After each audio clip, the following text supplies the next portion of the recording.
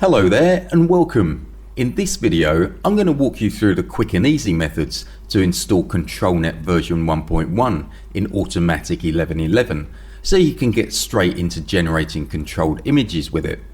I'll be installing the ControlNet extension and ControlNet Models into my standard Stable Diffusion Automatic1111 install running locally on my Windows PC.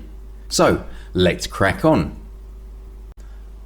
The first step is to install the ControlNet extension, but before we get into it, it's worth pointing out that there's actually two extensions that you could install, and it's important that you install the correct one. The first one is the original standalone ControlNet project by Illyasviel, which was never really aimed at integrating into a Stable Diffusion WebUI like Automatic1111. Back in the day, it was the only one available, so people recommended and used it. The second one is the WebUI extension for ControlNet by Mikubill. This one is based on the ControlNet project by Illyasviel, but specifically intended for a Stable Diffusion WebUI like Automatic1111. This is the one that works seamlessly in Automatic1111 and the one we want to use. Okay, now that you're glad you have that bit of knowledge, let's get on with it. There's actually two ways you can install the WebUI extension for ControlNet, so I'll walk through both of them and you can just pick the method that you prefer. The first method is to install the WebUI extension for ControlNet from the official URL. I prefer this method, it's just a bit easier and quicker. Open Automatic1111 if it's not open already. Click the Extensions tab at the top of the screen and then click the Install from URL sub-tab. In the first input box titled URL for Extensions Git Repository, paste the GitHub URL for the WebUI extension for ControlNet. I've put the URL in the description below for you. Then press the Install button. After a short while, an installed confirmation message will be displayed under the Install button.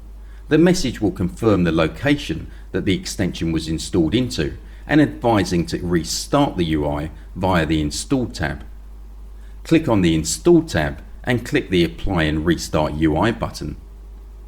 After a short while, the Automatic1111 UI will relaunch in your browser. That's it, the WebUI extension for ControlNet has now been installed from the official URL. On to method 2.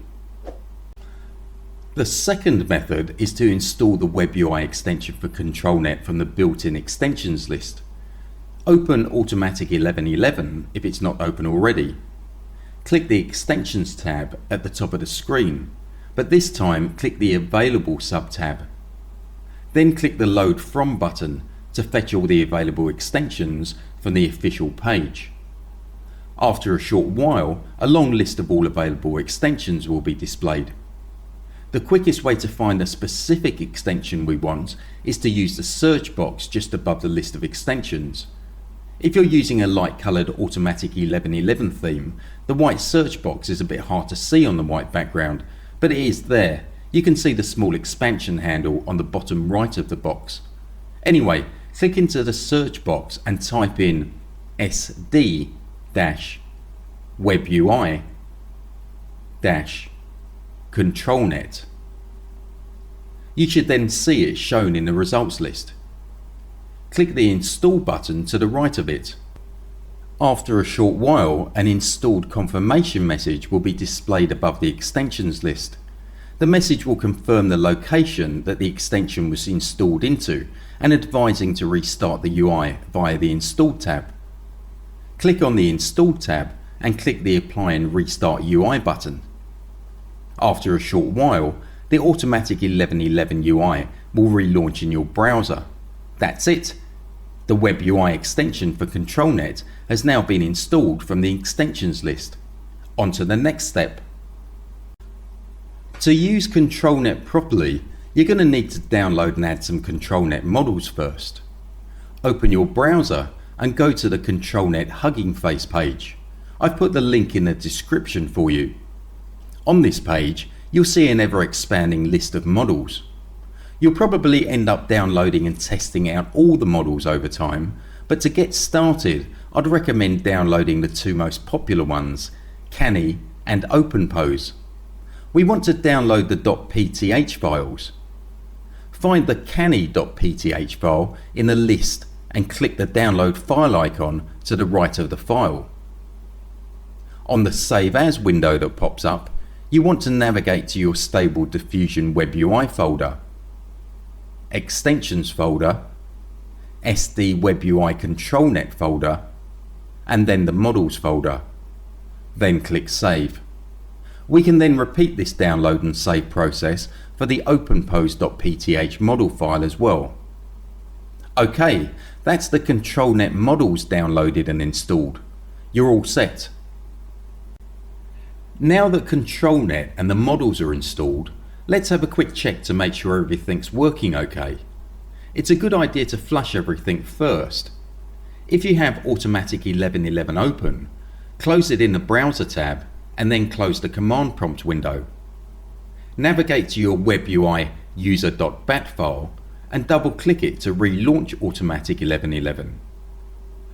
Once Automatic 1111 relaunches, click the Text to Image tab. Scroll down a bit towards the bottom of the screen and you should see a new ControlNet box. Click the expansion arrow on the right of the box. You should see all the ControlNet options. Good, the ControlNet extension has been installed successfully.